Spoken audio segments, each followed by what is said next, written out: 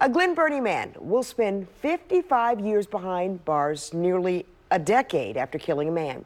WMER2 News' Don Harrison tells us how new technology helped solve this case. A murder from 9 years ago finds a man serving a life sentence suspended with all but 55 years to be served in Anne Arundel County. Michael Temple was shot by Fred Frampton Jr. of Glen Burnie in a home invasion.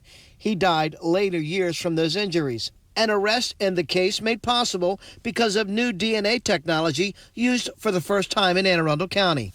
There was blood left behind at the crime scene, and that blood later led to the DNA hit.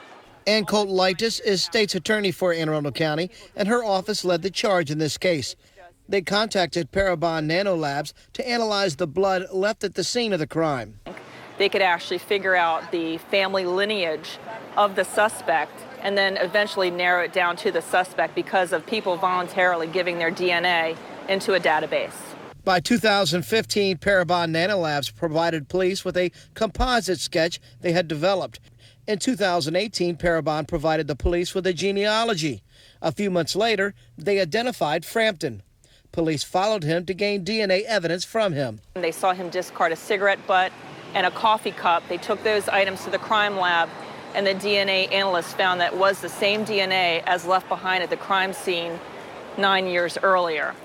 We talked with Temple's father last year, and he told us Frampton continued to work with him for years, knowing full well he killed his son. Which I find kind of really hard to believe. And how somebody could stand that close to you and, done what they have done. Lightis says the procedure is very expensive, but her office will use it again, and she has a warning for those thinking of committing a crime in her county. If you leave behind crime scene evidence, eventually the police are going to catch up to you.